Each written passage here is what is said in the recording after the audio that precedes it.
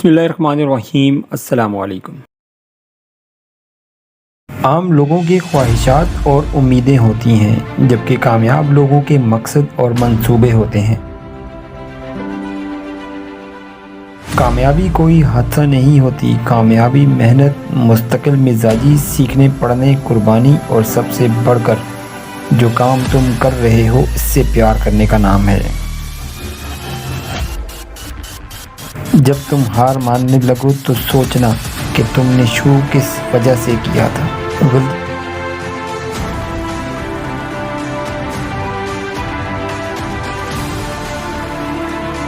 गलतियाँ इस बात का सबूत हैं कि तुम कोशिश कर रहे हो।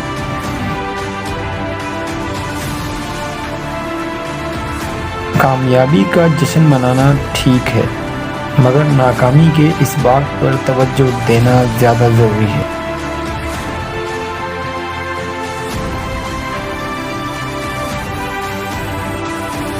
सिर्फ एक शख्स ही तुम्हें कामयाब कर सकता है और वो हो तुम खुद।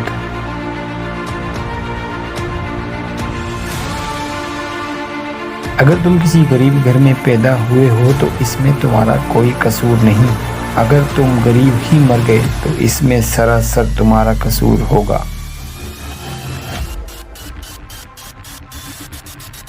उन लोगों के लिए कामयाबी हासिल करो जो तुम्हें नाकाम देखना चाहते हैं।